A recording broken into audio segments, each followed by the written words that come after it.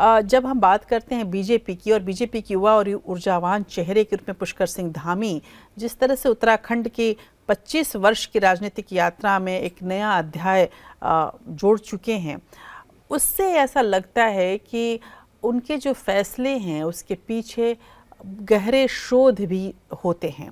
उन्होंने राज्य में बीजेपी के सबसे लंबे समय तक सेवा करने वाले मुख्यमंत्री के रूप में अपने आप को स्थापित किया है, अपना स्थान बना लिया है।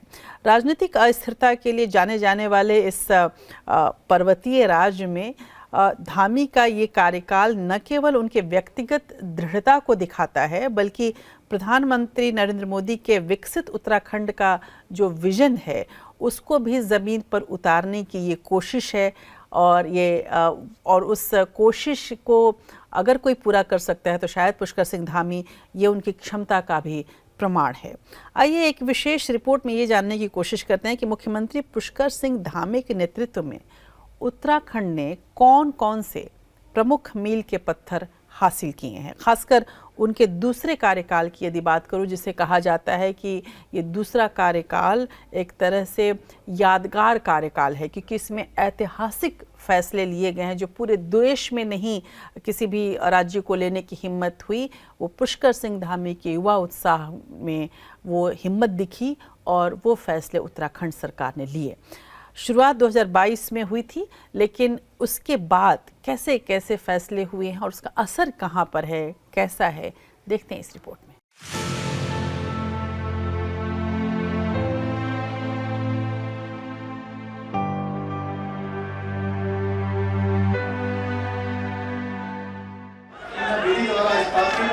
भारत के संविधान के प्रति सच्ची श्रद्धा और निष्ठा रखूंगा। मैं भारत की प्रभुता और अखंडता अक्षुण्ण रखूंगा। मैं उत्तराखंड राज्य के मुख्यमंत्री के रूप में अपने कर्तव्यों का श्रद्धापूर्वक और शुद्ध अंतःकरण से निर्वहन करूंगा तथा मैं भय या पक्षपात, अनुराग या द्वेष के बिना सभी प्रकार के लोगों के प्रति संविधान और नीति के अनुसार न्याय करूंगा। मैं पुष्कर सिंह धामी ईश्वर की शपथ लेता हूं कि जो विषय उत्तराखंड राज्य के मुख्यमंत्री के रूप में मेरे विचार के लिए लाया जाएगा अथवा मुझे ज्ञात होगा, उसे किसी व्यक्ति या व्यक्तियों को तब तक के सिवाय जबकि ऐसे मुख्यमंत्री के रूप में अपने कर्तव्यों के सम्यक निर्वहन के लिए ऐसा करना अपेक्षित हो, मैं प्रत्यक्ष अथवा अप्रत्यक्ष रूप से संसूचित या प्रकट नहीं करूंगा।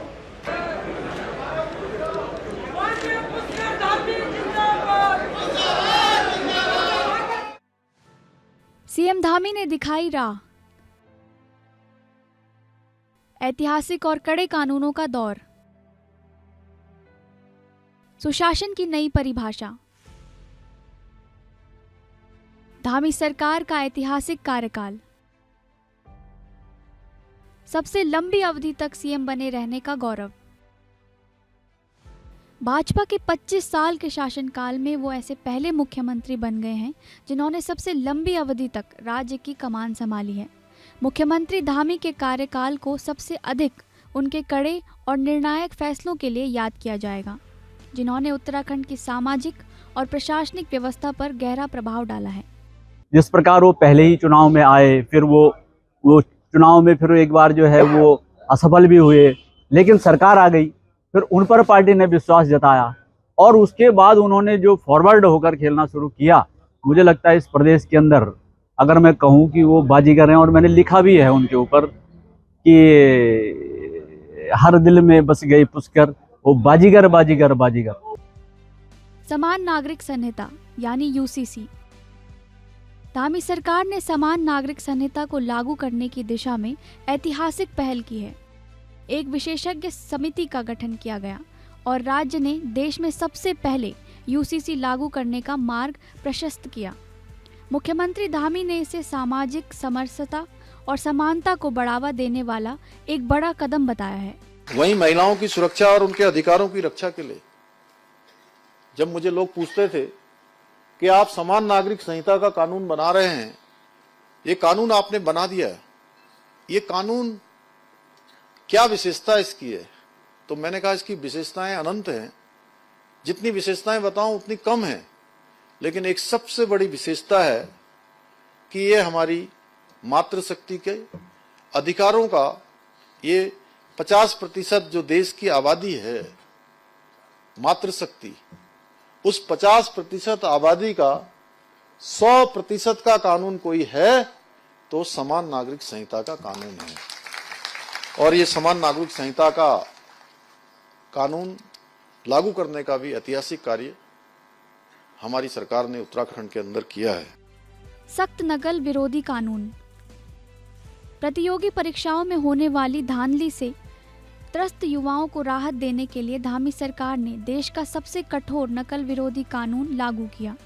इस कानून के तहत नकल माफियाओं के खिलाफ गैंगस्टर एक्ट के तहत कार्रवाई की गई और उनकी संपत्तियां जब्त की गईं।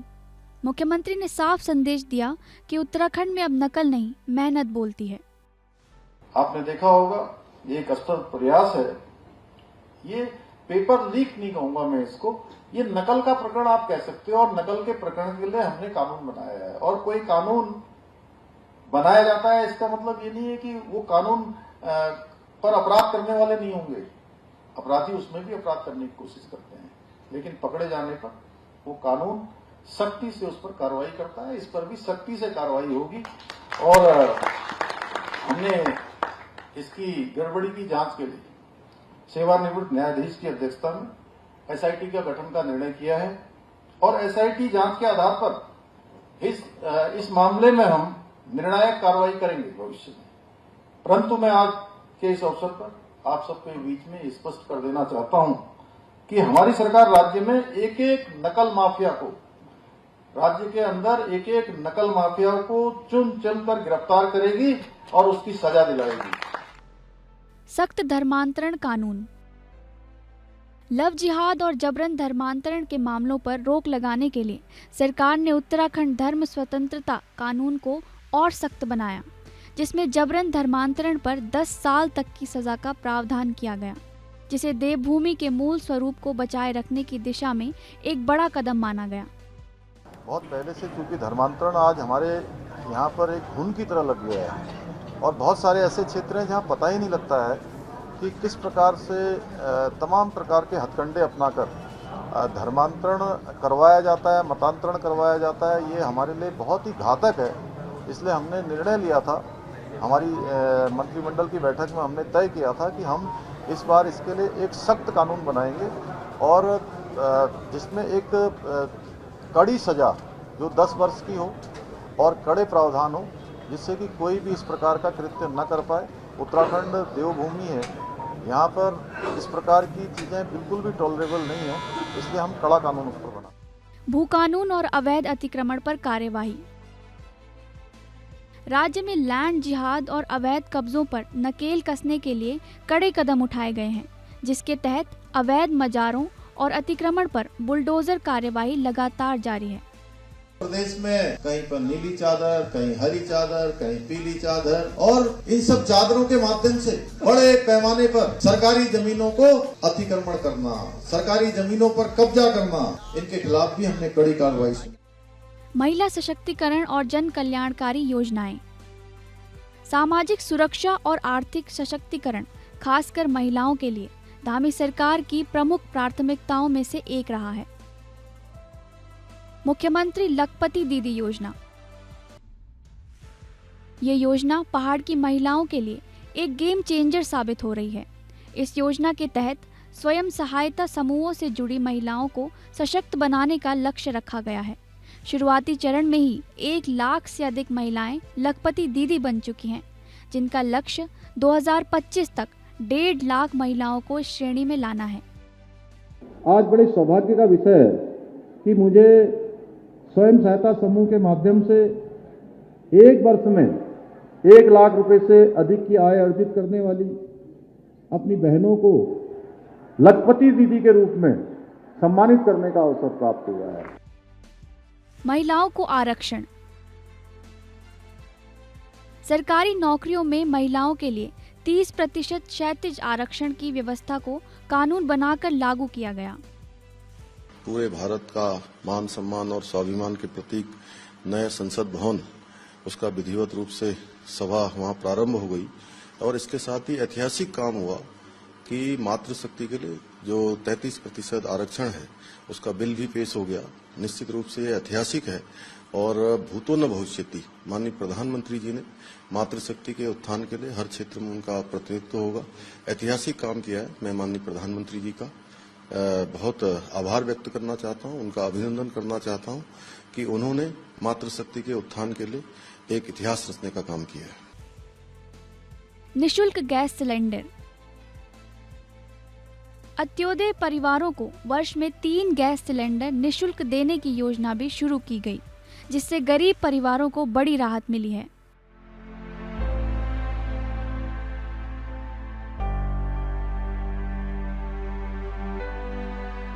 हमारे संकल्प मुक्त गैस के सिलेंडर देने के लिए पूरे वर्ष भर में 45 करोड़ रुपए की धनराशि का प्रावधान किया गया है, जिसमें हमने चुनाव से पूर्व उत्तराखंड की देवतुल्य जनता के सामने संकल्प रखा था कि हमारी नई सरकार के आते ही हम गरीब परिवारों के लिए प्रतिवर्ष 3 सिलेंडर उनको मुफ्त में भरकर देने की व्यवस्था करेंगे। कनेक्टिविटी और इंफ्रास्ट्रक्चर में क्रांति। विकसित उत्तराखंड के विजन को साधने के लिए धामी सरकार ने राज्य में कनेक्टिविटी को अभूतपूर्व गति दी है। ऑल वेदर रोड और 4 धाम यात्रा। 4 धाम यात्रा मार्ग को सुगम और सुरक्षित बनाने के लिए लगातार काम किया गया है। 2024 और 2025 में यात्रा ने नए कीर्तिमान स्थापित किए, जिसमें 48 लाख से अधिक तीर्थयात्री शामिल हुए। सरकार ने विंटर टूरिज्म को बढ़ावा देते हुए शीतकालीन यात्रा की भी शुरुआत की।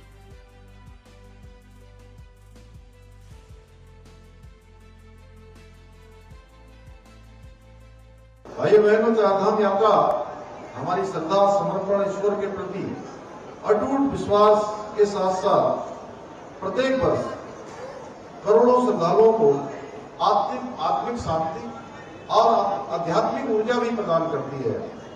पतित पावनी मां गंगा के आशीर्वाद से प्रतिवर्ष 4 धाम यात्रा अपने नए नए कीर्तिमान स्थापित कर रही है। हवाई सेवाओं का विस्तार। हवाई सेवाओं का विस्तार इस साल गोल्डन ईयर साबित हुआ है, जिससे राज्य के लगभग हर कोने में हवाई कनेक्टिविटी सुनिश्चित हुई है।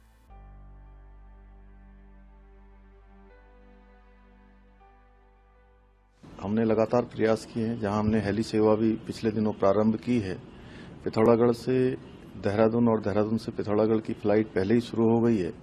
हेली सेवा हल्द्वानी से चंपावत, मुनस्यारी और पिथौरागढ़ के लिए प्रारंभ पहले हो चुकी है। आज बड़ा शुभ दिन है कि आज यहां से अयोध्या के लिए, बनारस के लिए, अमृतसर के लिए, पंतनगर के लिए देहरादून से हवाई सेवा प्रारंभ हो रही है। मैं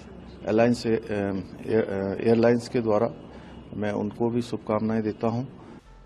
जल परियोजनाएं और सिंचाई। जल जीवन मिशन के तहत हर घर को एक में जल कनेक्शन दिया गया है। इसके अलावा जमरानी बांध परियोजना और सौंग नदी परियोजना को केंद्र से मंजूरी मिलना भी संरचनात्मक विकास का प्रमाण है।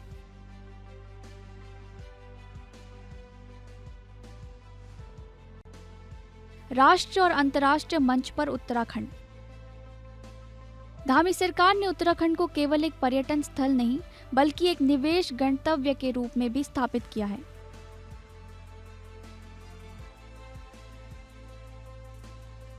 Global investor summit. राज्य में बड़े पैमाने पर निवेश आकर्षित करने के लिए सफल ग्लोबल इन्वेस्टर समिट का आयोजन किया गया।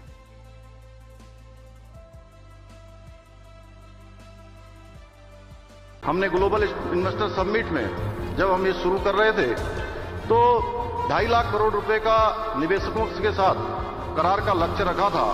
मुझे आपको बताते हुए खुशी हो रही है कि हमने इस लक्ष्य से अधिक निवेश के प्रस्तावों पर अभी तक हस्ताक्षर किए जा चुके हैं। अभी तक निवेश धरातल पर उतार दिया गया है, इसके लिए प्रयास हो रहा है और इसके धरातल पर उतरने से लाखों रोजगारों का सृजन भी यहां पर होगा। राष्ट्रीय खेल। 38वें राष्ट्रीय खेलों के सफल आयोजन की दिशा में पूरे जोर शोर से काम चल रहा है, जिससे राज्य में खेल संस्कृति और इंफ्रास्ट्रक्चर को बढ़ावा मिलेगा। ये कार्यक्रम 38वें राष्ट्रीय खेलों का आयोजन हमारे खेल के इतिहास में एक स्वर्णिम अध्याय के रूप में जुड़ने जा रहा है, क्योंकि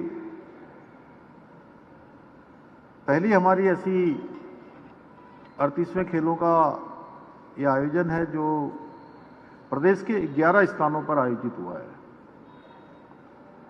और सभी स्थानों पर कहीं पर भी हमने कोई हैंगर नहीं लगाया, कोई हमने टेम्परेरी स्ट्रक्चर खड़ा नहीं किया, बल्कि सभी जगह पर एक से एक अच्छा हमारा खेल का स्ट्रक्चर तैयार हो गया।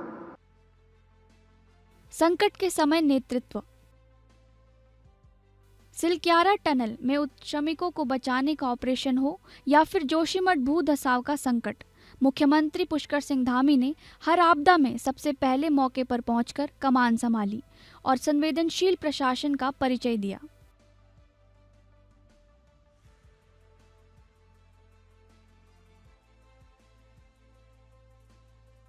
नहीं, आज सबसे पहले तो ऑगर मशीन से जो काम चल रहा था उसी को आगे बढ़ाने का काम चल रहा है। दूसरा वर्टिकल जो बोरिंग है वो भी करी जा रही है। अन्य जो विकल्प हैं जहाँ सतलज है, हमारा THDC है, ये NHIDCL के लोग पहले से काम कर ही रहे हैं। सभी संस्थान इसमें मदद कर रहे हैं, अपने अपने स्तर से सब काम कर रहे हैं।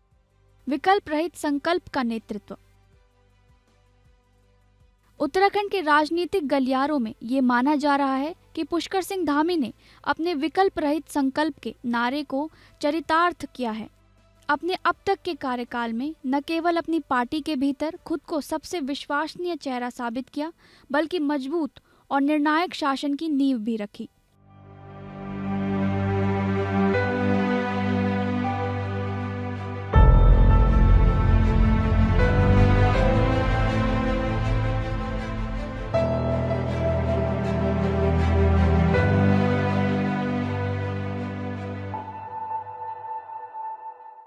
पुष्कर सिंह धामी का सबसे लंबे समय तक मुख्यमंत्री बने रहना केवल एक कार्यकाल का आंकड़ा नहीं है, जैसा हमने आपको इस रिपोर्ट में दिखाया कि कैसे उन्होंने फैसले लिए हैं, कौन से अहम फैसले लिए हैं, लेकिन ये इस बात का प्रतीक है शायद कि उत्तराखंड ने अब स्थायित्व और विकास के पथ को अपना लिया है। उनकी नीतियां और उनके दृढ़ इरादे राज्य को विकसित भारत 2047 के विजन के अनुरूप देश का सर्वश्रेष्ठ राज्य बनाने की दिशा में आगे बढ़ा रहे हैं, इसमें कोई शक नहीं है। क्योंकि ये पूरी एक एक करके जो उनके आप फैसले देखेंगे, एक एक करके जो उन्होंने नियम लागू किए हैं, एक एक करके जैसे पहाड़ी इलाका होता है उसे पत्थरों के गिरने का क्रम जारी रहता है, पर पुष्कर सिंह धामी कुछ इस तरह से चल रहे हैं जैसे राज्य की सफलता में, राज्य के आगे बढ़ने में जो जो अवरोध है, जो जो पत्थर आ रहे हैं वो एक एक करके वो हटा रहे हैं ताकि मार्ग प्रशस्त हो सके। पर फिर भी चुनौतियां अभी कहाँ हैं,